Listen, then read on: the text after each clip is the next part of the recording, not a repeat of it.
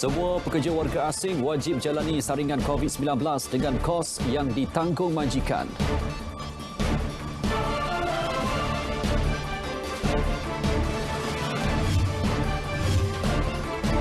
PKPB beri fokus kepada pematuhan SOP, hukuman terhadap pihak yang melanggar peraturan kekal.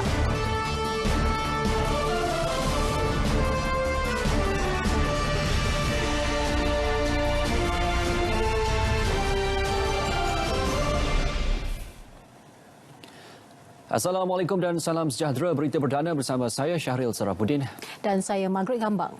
Pekerja warga asing di semua sektor termasuk pembinaan, perkilangan dan komersial diwajibkan jalani saringan kesihatan COVID-19 bagi membendung penularan wabak itu. Menteri Kanan Keselamatan Datuk Seri Ismail Sabri Yaakob berkata, kos bagi saringan kesihatan itu perlu ditanggung oleh majikan.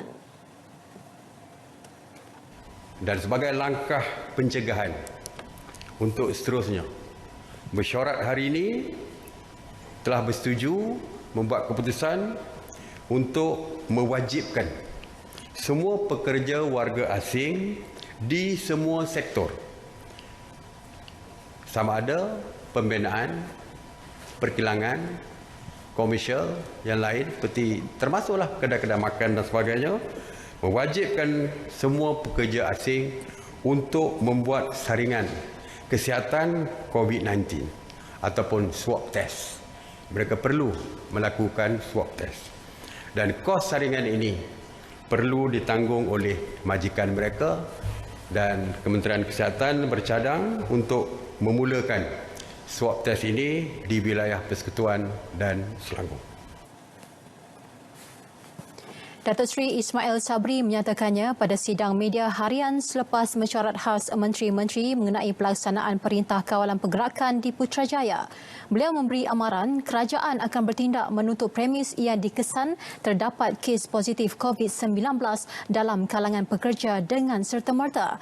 Kementerian Kerja Raya telah menutup sebuah tapak pembinaan di Ampang selepas didapati menyumbang kepada peningkatan kes COVID-19 2 hari berturut-turut.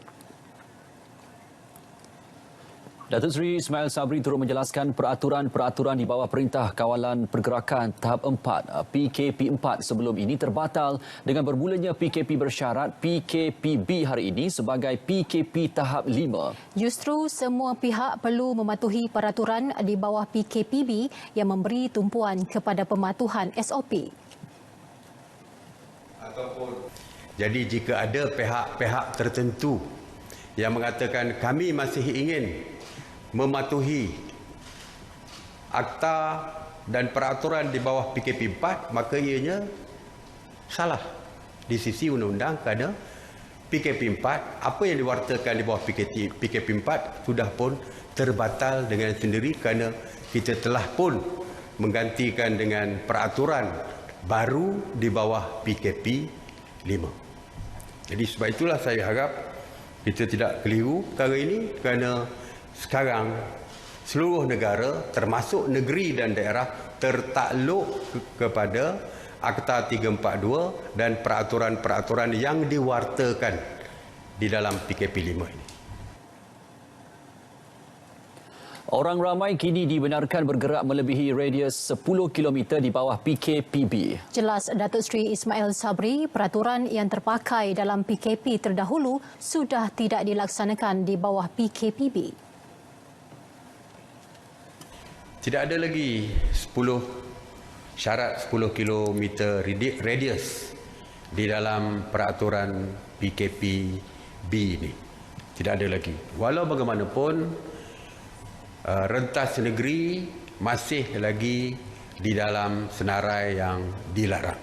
Jadi rentas negeri masih belum dibenarkan sewaktu PKP 5 ataupun PKPB ini.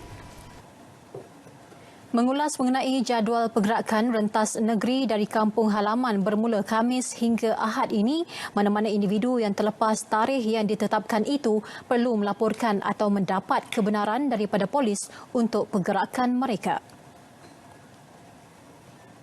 Perintah Kawalan Pergerakan diperketatkan PKPD di Menara City One, Malayan Mansion, Selangor Mansion dan kawasan sekitar Jalan Masjid India Kuala Lumpur ditamatkan semalam. Manakala PKPD di Pasar Borong Kuala Lumpur dan Pusat Bandar Utara Kuala Lumpur membabitkan Parsel A dan B ditamatkan hari ini. Bagaimanapun PKPD bagi Parsel C, D, E1, E2, E3 dan F Pusat Bandar Utara dilanjutkan sehingga 12 Mei ini. Mengenai PKPD yang kita kuasakan di Tahfiz An-Nabawiyah dan sebuah rumah di Batu 23 Kampung Sungai Lui, Hulu Langat juga akan tamat pada hari esok 5 Mei 2020. Manakala bagi PKPD Selayang Baru, Gombak, Parsel A dan B juga telah pun ditamatkan semalam. Manakala bagi Parsel C, D, E dan F, kerajaan juga di atas nasihat Menteri Kesihatan telah memutuskan untuk melanjutkan PKPD sehingga 12 Mei 2020.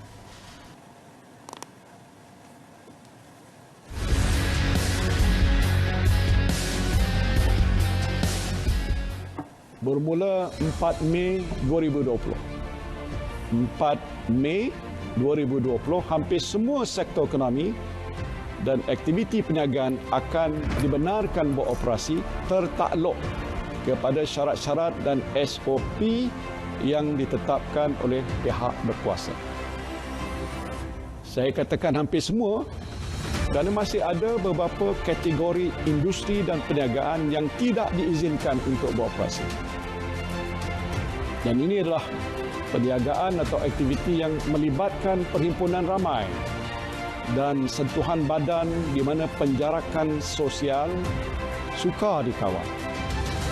Antaranya panggung wayang, pusat karaoke, pusat refleksologi, pusat hiburan, kelab malam, taman tema, bazar Ramadan, bazar Aidilfitri, atau karnival jualan dan semua bentuk persidangan dan pameran.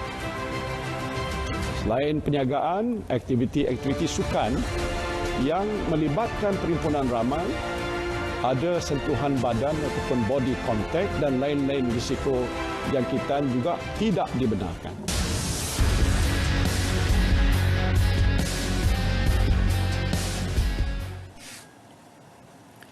Pelaksanaan Perintah Kawalan Pergerakan bersyarat PKPB bermula hari ini tidak menyaksikan pertambahan mendadak bilangan kenderaan di laluan-laluan utama menuju ke ibu negara. Ia mungkin disebabkan perubahan sekatan jalan raya SGR dan pembukaan semula jalan yang ditutup semasa PKP bagi mengelak kesesakan lalu lintas. Wartawan Grace Aisyah Kedayan meninjau laluan SGR baru yang ditetapkan IPD Petaling Jaya di Jalan Kelang Lama Batu Lapan menuju ke pusat bandar. Tinjauan sejak 8 pagi tadi mendapati jumlah kenderaan yang memasuki ibu kota masih dalam keadaan terkawal meski beberapa sektor ekonomi mula beroperasi hari ini. Sekatan di Jalan Travers Menghala Bangsa juga dibuka semula dan jumlah kenderaan di laluan itu tidak sesak seperti hari kebiasaan pada waktu kemuncak. Manakala bagi kenderaan persendirian, tinjauan mendapati orang ramai akur arahan had penumpang tidak melebihi 4 orang serta menunjukkan dokumen perjalanan masing-masing. Tinjauan di Plaza Tol Lebuh Raya Pantai Baru NPE, beberapa laluan lorong tol dibuka berbanding sebelum ini hanya 2 lorong beroperasi. Namun untuk transaksi tambah nilai masih lagi tidak dibenarkan sama seperti tempoh pelaksanaan PKP. Berdasarkan perkongsian anggota keselamatan yang bertugas, kebanyakan pengguna jalan raya memberi alasan untuk keluar bekerja. Bagaimanapun orang ramai yang tidak mempunyai urusan mustahak di luar dinasihatkan agar terus berada di rumah kerana anda lebih selamat untuk kekal di rumah. Atau adakah anda memilih untuk didakwa di mahkamah kerana ingkar arahan PKP? Bersama-sama kita patuhi PKPB fasa 4 dengan adanya penjarakan sosial dan kita memerangi wabak COVID-19. Grace Aisyah Kedayan, RTM. Perkhidmatan pengangkutan awam kembali beroperasi sepenuhnya hari ini. Syarikat pengendali telah melaksanakan langkah pencegahan COVID-19, namun bagaimana kesedaran pengguna untuk mengelak risiko jangkitan? Ikuti laporan wartawan Andy Reza Rohadian yang menyertai tinjauan Menteri Pengangkutan Datuk Seri Dr. Wee Ka Siong di beberapa stesen MRT sekitar Ibu Negara. Individu dijangka menggunakan perkhidmatan tren kendalian prasarana pada hari pertama Perintah Kawalan Pergerakan bersyarat. Namun setakat tengah hari tadi, jumlahnya tidak sampai 100,000 orang. Hanya pengguna yang memakai penutup muka dan melepasi saringan kesihatan di pintu masuk dibenarkan meneruskan perjalanan. Tapi apabila saya sampai ke Taman Mutiara, kapasiti kalau ikut lazimnya lebih kurang 7,000 orang. Tapi hari ini pun tidak ramai di Taman Mutiara, di Ceras. Ini bermaksud kita masih lagi belum melihat kumpulan penumpang ni secara berpusu-pusu datang ke stesen MRT untuk menaiki MRT kita. Itu masih lagi belum dapat kelihatan. Tapi ini juga seperti mana yang saya katakan, tidak bermaksud kita tidak mengamalkan SOP. 5 prosedur operasi standard keselamatan ditetapkan untuk operasi perkhidmatan rel. Pertama, memakai penutup muka dan menyediakan cecair pembasmi kuman. Kedua, melakukan pembersihan tren dan kemudahan. Syarikat pengendali juga perlu menyemak suhu badan pengguna dan memastikan penjarakan sosial. Terakhir, menggalakkan pembelian tiket secara dalam talian.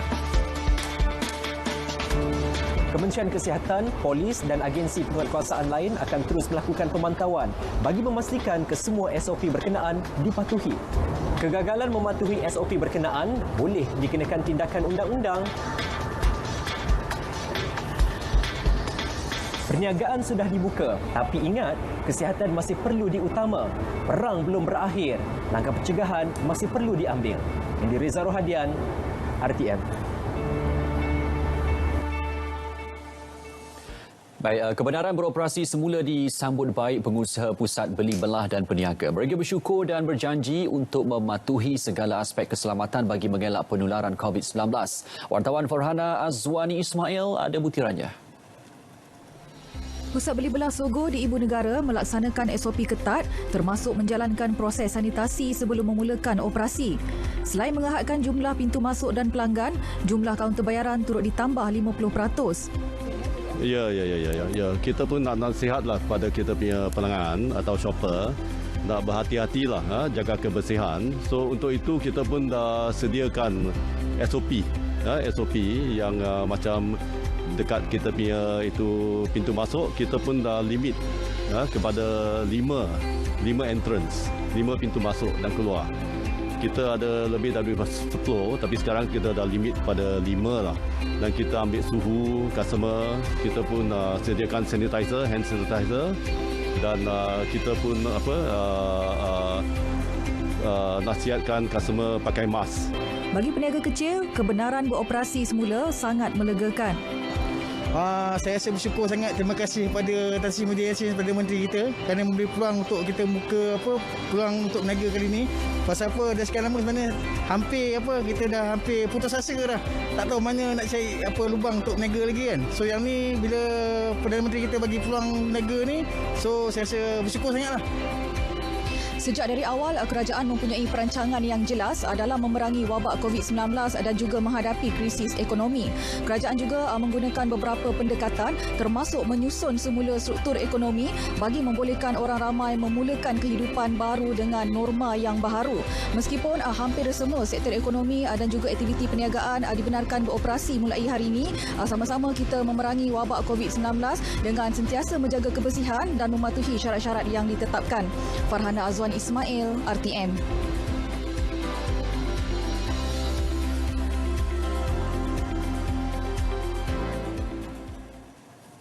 Laporan harian COVID-19. Kementerian Kesihatan mengesan satu lagi kluster baharu jangkitan di Kuching, Sarawak hari ini dengan lebih 37 orang dikesan positif. Dalam pada itu, 55 kes baharu dilaporkan menjadikan jumlah keseluruhan kes positif COVID-19 di Malaysia 6,353 kes. Ketua Pengarah Kesihatan Datuk Dr. Nur Hisham Abdullah menjelaskan 7 daripada 55 kes itu adalah kes import. Tiada pertambahan kes kematian hari ini menjadikan jumlah kumulatif kekal 105 kes sejak semalam. Ini bermakna kes penularan tempatan adalah sebanyak 48 kes, di mana sebanyak 24 kes telah dikesan daripada kluster dan lokaliti di bawah Perintah Kawalan Pergerakan diperketatkan. Sehingga kini, seramai 28 kes positif COVID-19 sedang dirawat di unit rawatan rapi dan daripada jumlah tersebut, 13 kes memerlukan bantuan pernafasan. Beliau turut memaklumkan 71 kes telah pulih pada hari ini dan dibenarkan discharge menjadikan jumlah keseluruhan sebanyak 4,484 kes.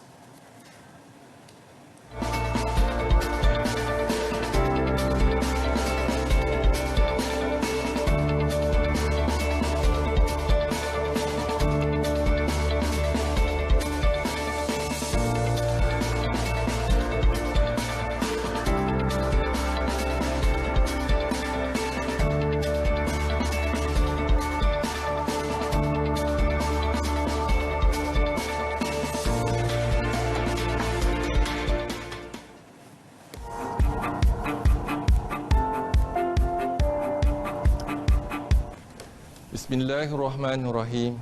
Assalamualaikum warahmatullahi taala wabarakatuh dan salam sejahtera.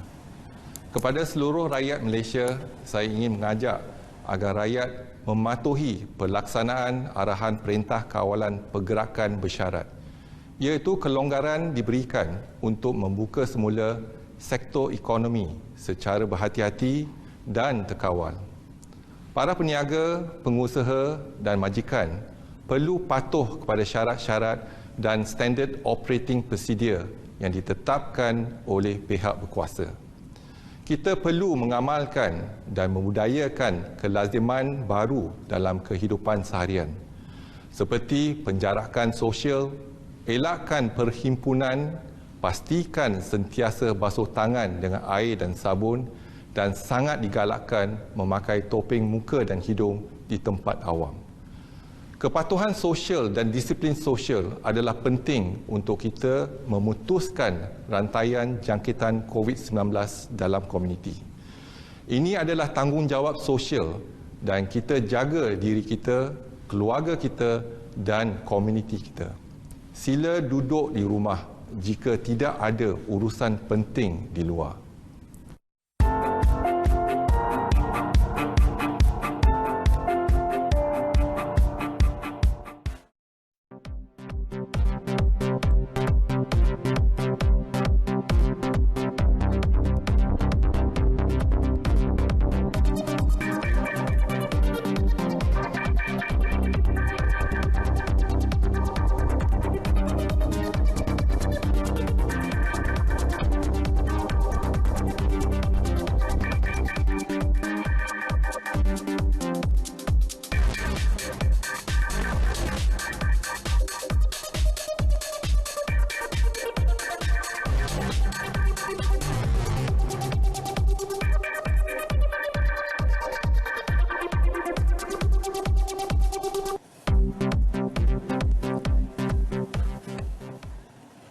Bersama kembali, jumlah kes kecemasan melibatkan kebakaran, kemalangan jalan raya dan penyelamatan di air turun lebih 40% sejak PKP dikuatkuasakan mulai 18 Mac. Namun, Jabatan Bomba dan Penyelamat JBPM terus memerah keringat dalam penugasan memerangi COVID-19 menerusi operasi sanitasi awam termasuk dalam bangunan. Bagi tugasan berkaitan wabak itu sahaja, khidmat 4,000 anggota dikerah. Dan sempena Hari Anggota Bomba Sedunia pada 4 Mei, kami mengucapkan terima kasih kepada seluruh warganya. Laporan wartawan Atikah Ismail.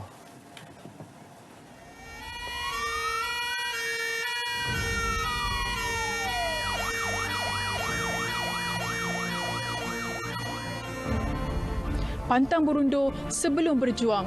Meski berisiko terdedah dengan penularan wabak COVID-19, Jabatan Bomba dan Penyelamat Malaysia terus menggalas tanggungjawab bagi menepani wabak ini sejak Perintah Kawalan Pergerakan dilaksanakan.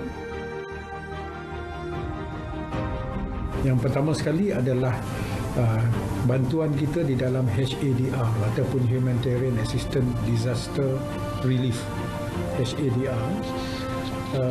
Kita membantu pihak KKM pertama sekalinya adalah daripada warga-warga Malaysia yang dibawa pulang daripada negara yang mempunyai penularan COVID-19 yang tinggi. Dan tugas yang kita kedua adalah pemindahan mangsa. Ketiganya adalah tugas disinfeksi ataupun kawasan-kawasan epicenter yang perlu dinyacemarkan. Pertama sekali PUI, kawasan karantin, dan juga dekat kawasan yang ada PUS. Keempatnya adalah sanitasi awam atau disinfeksi. Dan kelimanya membantu pengurusan jenazah yang melibatkan mangsa COVID. Dan keenamnya adalah pengurusan stesen kuarantin, di mana kita ada 5 stesen kuarantin adalah Facilities Academy Bomba dan Penyelamat Malaysia. Dan keenamnya adalah tugas-tugas lain yang kita buat, termasuklah penghantaran keperluan makanan serta disinfeksi untuk bas bagi pelajar-pelajar yang dibawa pulang ini. Selain itu, prosedur operasi standard SOP terus diperketat melihat kepada risiko dan cabaran dihadapi. Atas komitmen dan pengorbanan terhadap negara, JBPM menerima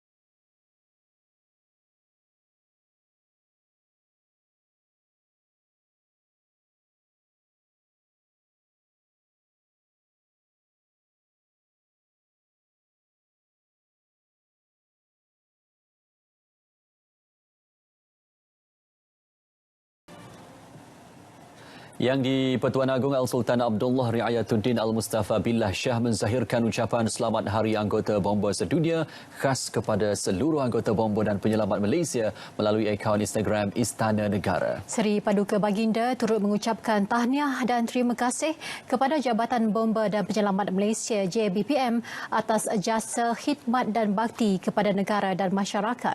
Al-Sultan Abdullah juga menyanjung tinggi pengorbanan seluruh anggota bomba dan penyelamat yang memikul tugas dan tanggungjawab tanpa mengira masa dan penat lelah. Seri Paduka Baginda bertitah jasa anggota bomba harus diteladani kerana semangat juang mempertaruhkan keselamatan diri sendiri demi menyelamatkan nyawa orang lain. Pada masa yang sama menghargai bantuan khidmat yang diberikan oleh pasukan bomba bersama-sama petugas lain dalam usaha mengekang penularan COVID-19.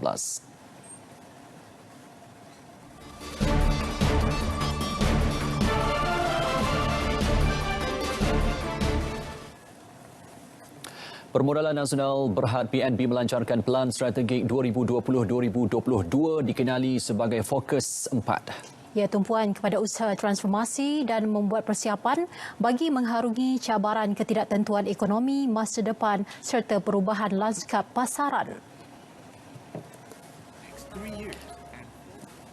Baik, Presiden dan Ketua Pegawai Eksekutif PNB Jalil Rashid berkata pelan strategi itu meliputi 4 bidang utama iaitu kepelbagaian, penciptaan nilai, pengurusan risiko dan transformasi organisasi.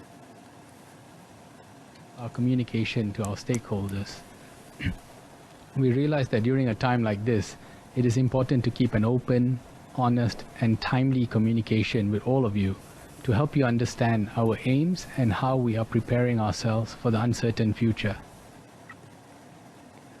Bila berkata demikian dalam sidang media virtual Pelan Strategik PNB Focus 4. Pelan ini telah dirangka berdasarkan hasil kajian semula jangka masa pertengahan yang dilakukan pada tahun 2019 bagi Pelan Strategik 2017-2022 sebelumnya yang dikenali sebagai Strive 15.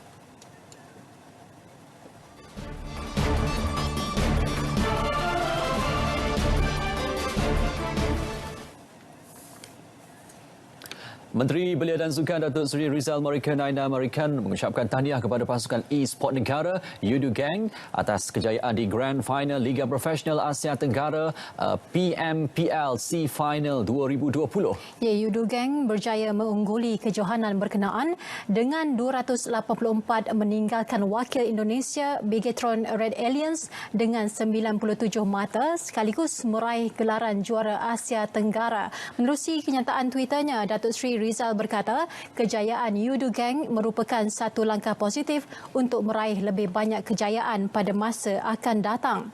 Menerusi kemenangan ini, Yudu Gang berjaya membawa pulang hadiah wang tunai RM128,000 serta slot automatik ke Liga Dunia PUBG Mobile. Yudu Gang dibarisi 4 pemain iaitu Aiman Muhammad, Abdul Azim Ikromi, Abdul Rashid, Muhammad Izzuddin Hashim dan Ahmad Fuad Razali. Juara 4 kali Tour de France, Chris Froome bimbang penganjur mungkin tidak dapat mengawal atau menghalang orang ramai berkumpul untuk melihat perlumbaan walaupun diadakan secara tertutup. Jelajah berkenaan terpaksa ditunda pada 29 Ogos hingga 20 September berikutan pandemik COVID-19. Pelumba pasukan Ineos itu menyuarakan kebimbangan tentang keupayaan penganjur Pertubuhan Sukan Maori ASO mengawal orang ramai di sepanjang laluan perlumbaan. Froome menyatakan kegusarannya menerusi perbualan langsung di Instagram bersama bekas pemain kriket kebangsaan Afrika Selatan, Kevin Pietersen.